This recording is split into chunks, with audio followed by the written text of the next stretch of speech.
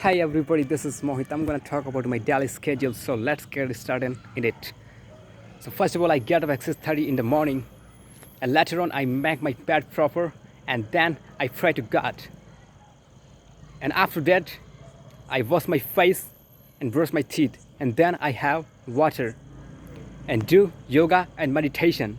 After that, I slurp tea while reading newspaper, and later on I open my shop and sweep the floor.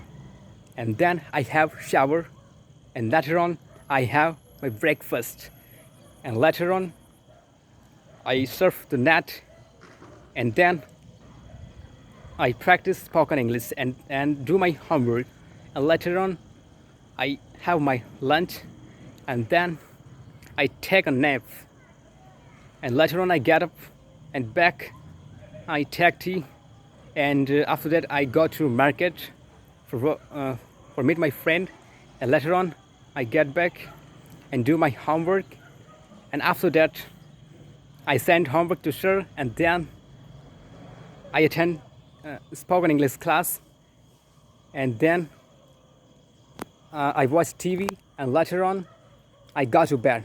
Thank you.